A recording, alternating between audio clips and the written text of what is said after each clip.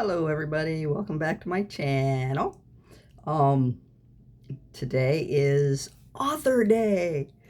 Uh Today we're going to be talking about editing because both fanfic.net and AO3 have the ability for you to read over each chapter before you post it to check for uh, spelling errors, grammar errors, clumsy sentences, clumsy phrasing, all that kind of good stuff. And not enough of you actually take advantage of it. Here's a tip. When you see a squiggly red line underneath a word, that means it's not in the dictionary of that particular site. It's either misspelled or it doesn't exist. So my suggestion for you, highlight it, copy it, open a new window, paste it into the search bar, click enter, and you'll find out whether or not that particular word exists in the English language or exists as you've spelled it. And I would also suggest that a bunch of you pull up the words that everybody seems to have so many problems with. Your, Y-O-U-R, your, Y-O-U-R-E, not the same word. And you can't use Y-O-U apostrophe R-E when you're talking about your book, because Y-O-U apostrophe R-E is a contraction. That is two words that have been squished together with the apostrophe so that you don't have to write you are. Okay? Y-O-U apostrophe R-E is you are. Okay? If you're talking about your book and you write Y-O-U apostrophe R-E, you are writing you are book.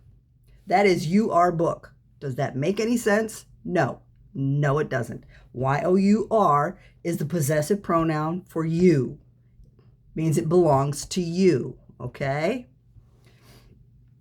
To is another one. T-O and T-O-O. We're not even going to talk about the number because I'm pretty sure by now, we hope everybody knows how to spell the word, the number two, and understands what the number two is in word form. T-O is a preposition that begins a prepositional phrase like to be announced later. The times for the concert are to be announced later, and to be announced is the prepositional phrase. To is the preposition, and announced is the object of the preposition. Yes, grammar Nazi, and I'm proud of it because I'm sick to death of listening to and reading people who don't seem to comprehend how to put sentences together, how to speak like you're an intelligent human being. And I know you are. I know you are. It's just everything gets all scrambled with, and you've been out of school for so long, and yeah. Your teachers, God love them, but they have a really tough job, and it's only gotten tougher over the years. Your teachers don't help because they have so many kids in so many classes that they have to concentrate on. They can't focus enough attention on those individuals who are struggling because of possible learning disabilities or because of a cultural gap that makes learning American English, because there's a difference, makes learning American English so very difficult. We've stolen so many words from so many different languages. So have the Brits, but theirs is more. It's more focused. We're not. I mean, we'll bastardize everything. Just look at Snoop and his made-up language, fashizzle and all that. I get it. I get it. You want to be unique. You want to be terminally unique. So you make up your own language to be terminally unique. Instead of, just speaking like a normal human being and allowing your work to speak for you. Everybody knows who Snoop Dogg is. Everybody understands who Snoop Dogg is. There are millions of people who appreciate everything he does, all his music. Okay? That should speak for him instead of him, going to make up words to create his own unique language that now everybody knows because. So yeah, I guess that's why the Urban Dictionary is on the interweb, so that if I come across a word that I'm not sure about because of the context or because of the culture from which it comes, rap culture is a culture, so it's there for me to, okay, that's what that means. Why he couldn't actually say that instead, I'll never know, but hey, it is what it is. Anywho, wandered a little off topic. All right. And TOO is another word for also. I also wanted to go to the concert. I wanted to go to the concert too. See? So TOO is another word for also. All right. There are a few. I did some videos that I've since taken down because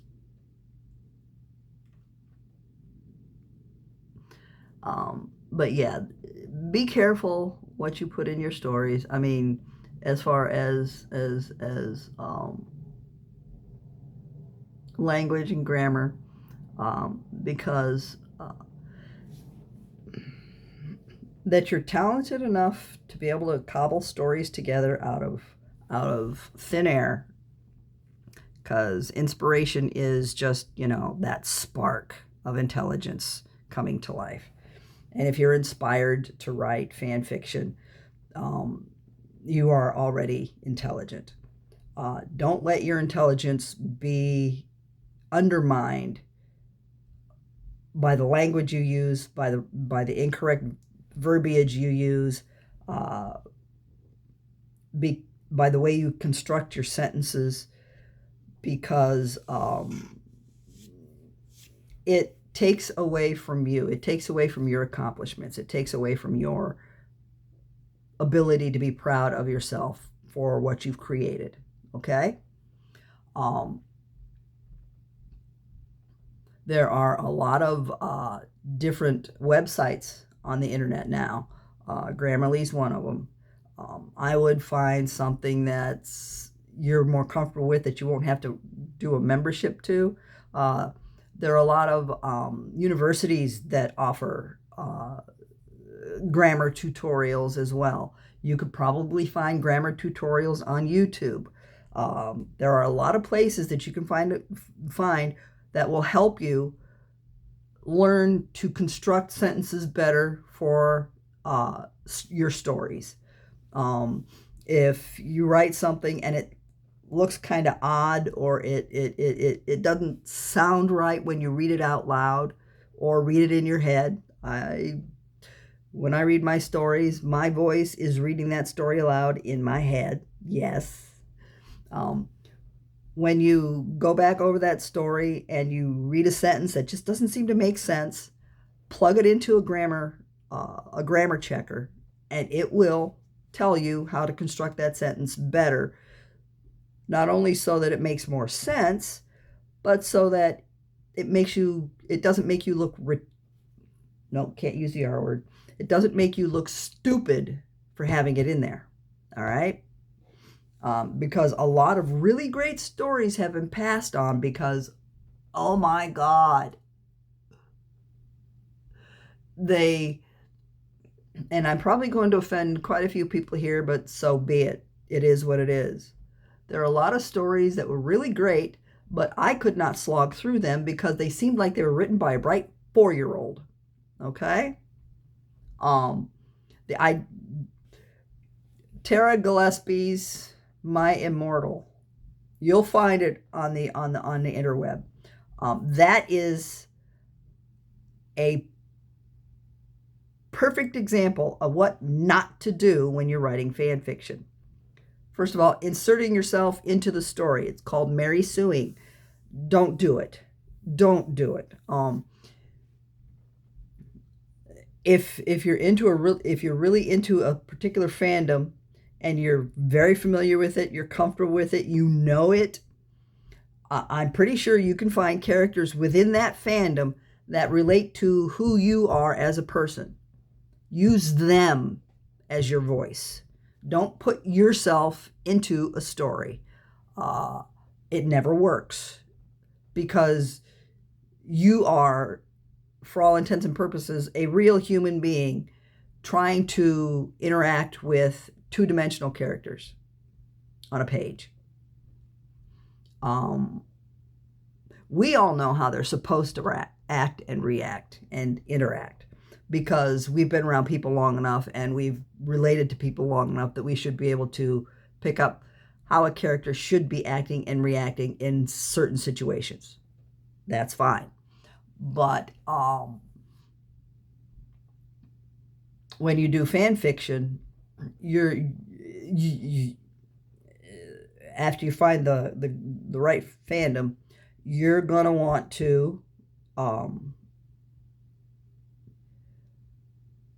design that character, whether it's a new character that isn't you, but you can relate to because this is what happened to you. This is how you felt. This is how you reacted. This was how you dealt with things as a normal living human being. All right. And yes, I'm pointing at JKR and her abysmal lack of human understanding. She's proven time and time again that she has no concept. Personally, I think she might be on the spectrum. Just a thought. She has no concept of how human beings interact with each other.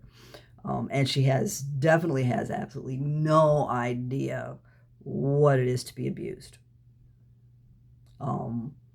The Harry Potter she wrote when he went to Hogwarts and threw himself into the spotlight may not have always been voluntarily, but he didn't stop. He didn't put his foot down. He didn't say no. He didn't drag his heels. He threw himself into the spotlight, this Gryffindor bravery thing. First of all, the amount of abuse he endured, and it may not have been completely physical, but psychological, emotional abuse are just as devastating, and they linger longer. Bruises go away. The stuff that the stuff that you've taken in and has festered in your soul does not. And abused kids don't call attention to themselves because they know that's how they get punished. They avoid the spotlight as much as humanly possible because bringing attention to themselves means, oh my God, I'm going to get hurt. Someone's going to hurt me. Someone's going to hurt me. All right? No idea. She's never been abused. You can tell. You can tell. Boy hero and all. I understand it's fantasy because magic. I understand it's fantasy. But there has to be something in the characters for everybody to connect to. A common background, a common goal, a common upbringing, something that the readers can connect to. Yes, they're great kids' books for kids. Even the later part of the series, when it started getting darker, was still juvenile at best. Juvenile at best. They were classic cardboard cutouts of the hero and the villain, and the hero's friends and the villain's friends, if you could call the Death Eaters friends, but that's beside the point. She maximized on every trope of every book, every story, every fable that's ever been written. She did it in a way that was appealing to the kids, but as we grew up, well, I was already an adult when I read those. As most of her readers grew up and revisited the stories, they realized this isn't real life. I get that that books should not be a mirror of real life, but they should have aspects of real life to make them relatable. Books don't succeed unless someone can relate to them, unless someone can sometimes picture themselves in the main character's place, or in the best friend's place, or even in the villain's place. That's why I love the Joker so much, especially Heath Ledger's Joker. There's just something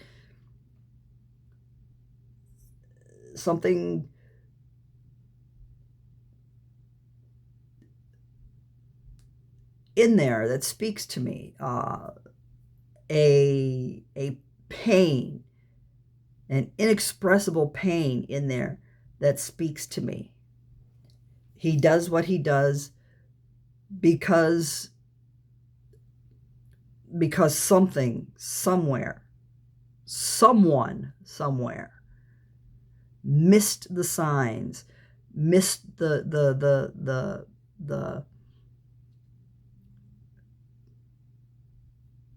missed the cries for help. And that speaks to me. Not a lot of what Harry had gone through, what Hermione, none of the characters really spoke to me. None of them, except maybe Severus Snape, because I've been bullied. I understand how you can internalize those emotions, internalize that pain, that rage, that simmering, festering open wound, and then express it in inappropriate ways at the wrong people. I get that. Severus Snape was one of my favorite characters because I understood. I got that. I too was abandoned by my best friends in junior high school for a mistake. And that abandonment never went away. That pain never went away. That hurt never went away. It doesn't. It doesn't. It's always there.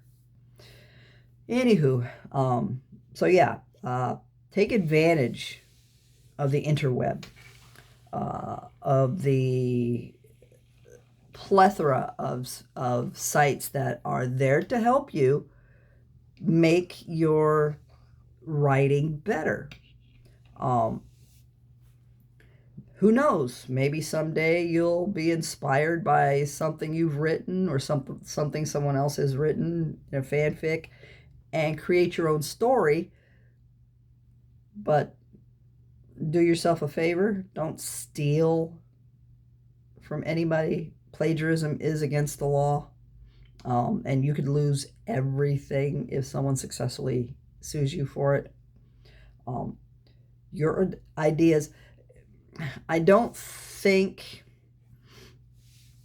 in all the thousands of years of human history and humans being able to put two words together and write out their first story, see Spot run, I don't think that there's an original idea to be had out there, but there are original ways to change the idea enough that it's unique to you.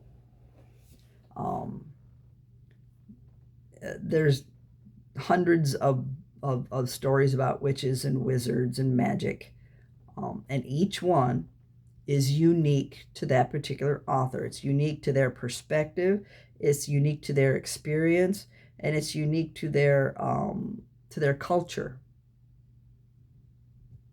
So if you find that something you've written has really appealed to you and you'd like to make it even bigger,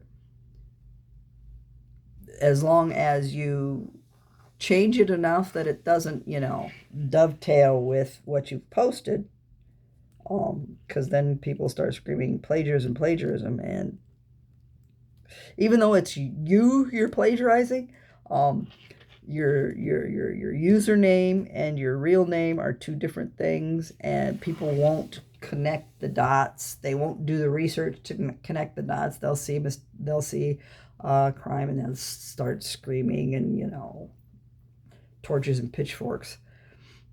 So yeah, if you're going to do that, change it enough so that it's different enough from what you've already posted or what other people have already read, that it works and it doesn't, bring attention, unwarranted bad attention to you. All right. An update on my bypass. Okay, I started the altered diet in December of last year. That's where I just started eating yogurt and cottage cheese for breakfast. No, I had a protein shake, my bad. I had a protein shake for breakfast. I ate a yogurt and a cottage cheese for lunch. And then I had a sensible dinner with a meat and 2 veg, or a veg and a starch. It's usually meat, veg, starch. And when I started this journey, I was 274 pounds. 1 pound less than I was the last time I lost a great deal of weight. And ended up sacrificing my gallbladder in the process. Tip: do not lose lots of weight too fast. In 6 months, I lost 75 pounds. I was working, and food, and I've had phases, and I'm in that phase again. Food just didn't interest me. I'd fill a plate with spaghetti, and before I could just power down the whole plate. Yes, I was a pig. I'm still a pig. I can still be a pig. I do taste the food, I do, but growing up the way I did, where food was scarce, and my brothers rarely left anything when they finished, so I had to grab it as quickly as possible if I wanted to eat anything. No offense to my brothers, but it is what it is again. And that knee-jerk reaction within me to let everybody else eat first, and I'll just take the leftovers. I grew up like that. So when things got better and we had plenty of food, I would eat as much as I could, or as much as I could.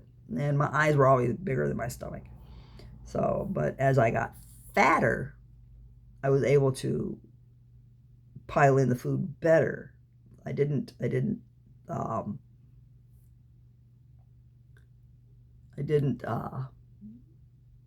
have a problem with overstuffing myself. It was there, it was food, it was good, fine. But like I said, I've gone through stages where food just didn't interest me. So I'd fill a plate with spaghetti, I'd eat maybe 3 or 4 bites, push the rest of it away.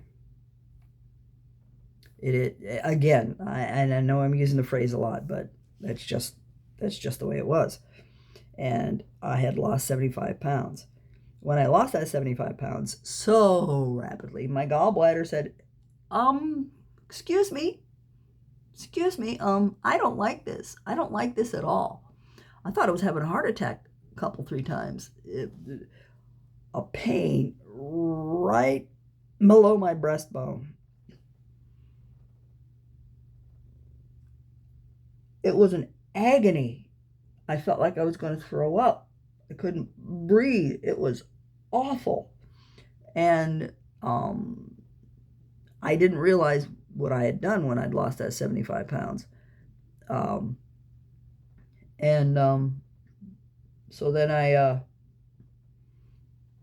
kept having the issues with not wanting to eat, not wanting to eat, not wanting to eat, dropping the weight. And then it got to the point where, as well as my gallbladder going balls up, my liver was starting to fail. And I developed a nasty case of pancreatitis. I was yellow. Eyes, skin, yellow. And my husband rushed me to the emergency room. I was checked in and taken up to a room where they started pumping antibiotics in me to get rid of the infections before they could do the surgery to take out my gallbladder. It had failed and had thrown stones and had blocked my pancreas from processing properly. That's how I got the pancreatitis. So yeah, don't lose weight rapidly. It's not any good for you. It will result in organ failure. Anywho, this time under a more controlled setting. I lost the 40 pounds before I had the surgery. And it's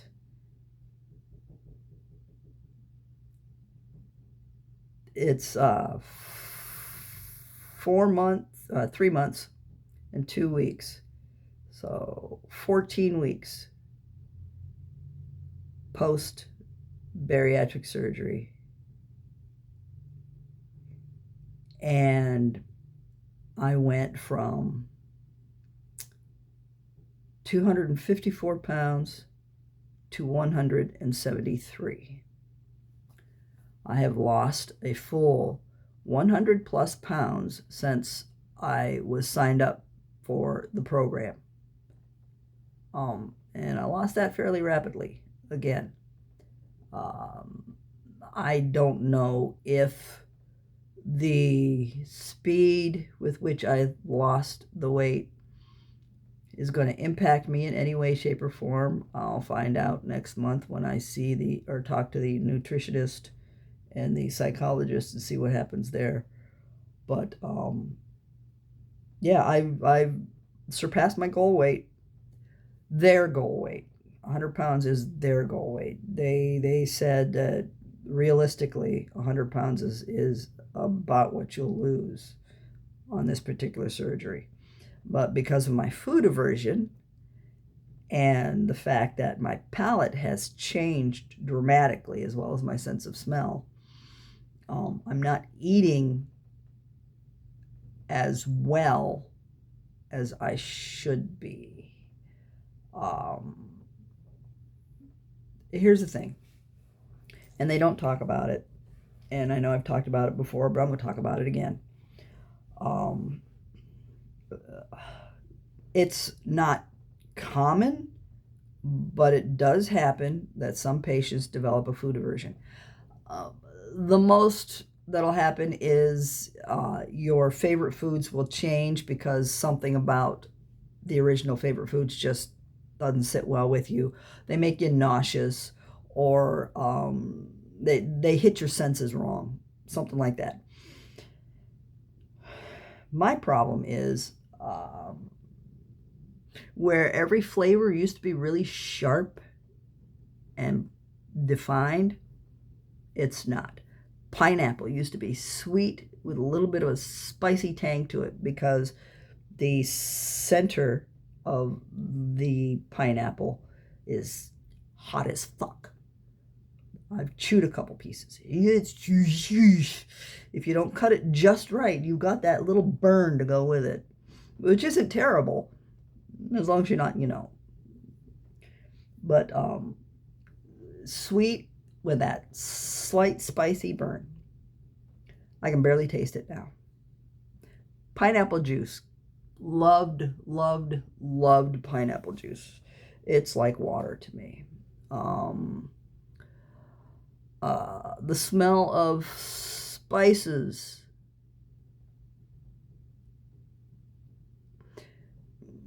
My daughter and I share the cooking. Now that I can eat, and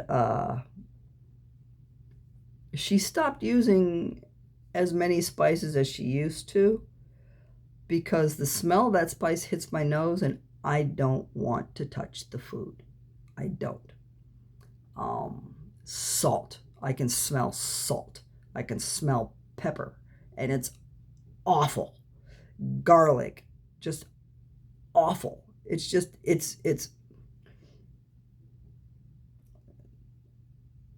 jarred or canned spaghetti sauce, marinara sauce, that hits my nose and it's like, oh.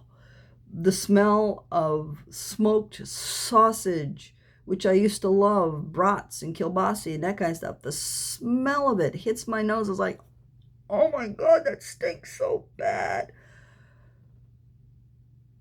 We eat starting here. This activates this.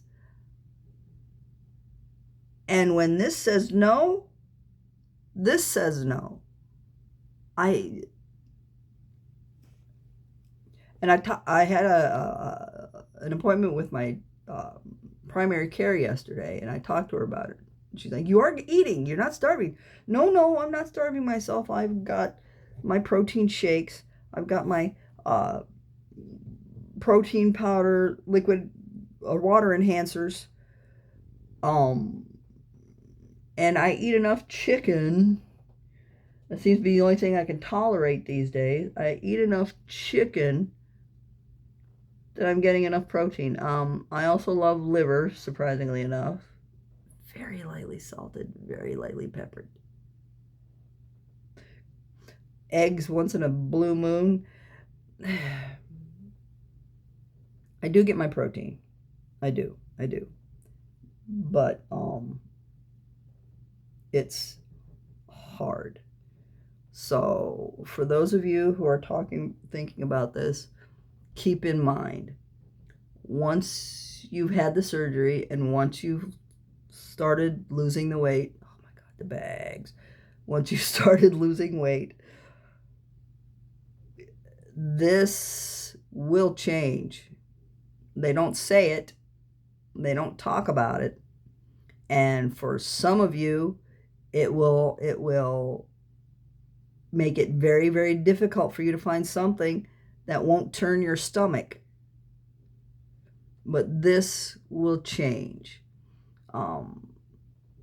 My daughter said when she quit smoking, her although her sinuses were, her sense of smell was really strong to begin with, when she quit smoking got stronger, and so did her sense of taste.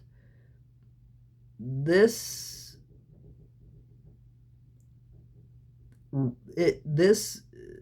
trumps that.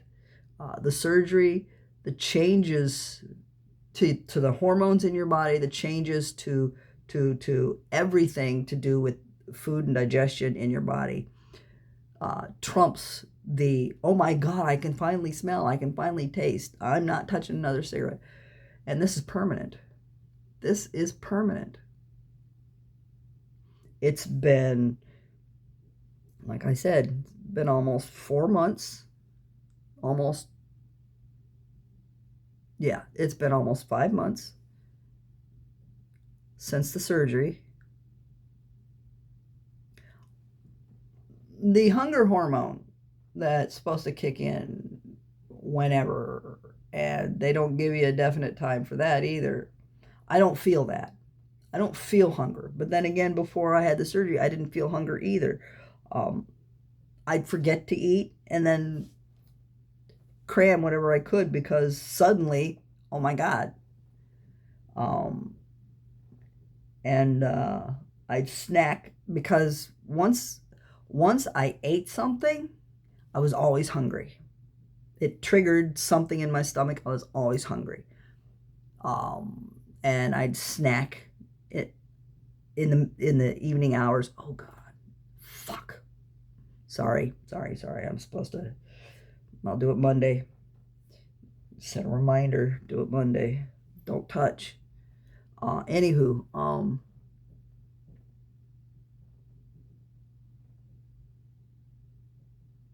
where was I? Yeah, hunger. I don't feel hungry. I don't. I forget to eat. I have to look up the clock. Oh, shit. Remind myself to go grab something to eat. So your hunger hormone will be non-existent for quite a while. It may come back. It may not. I don't know. Or it might not affect you as badly as it did before the surgery.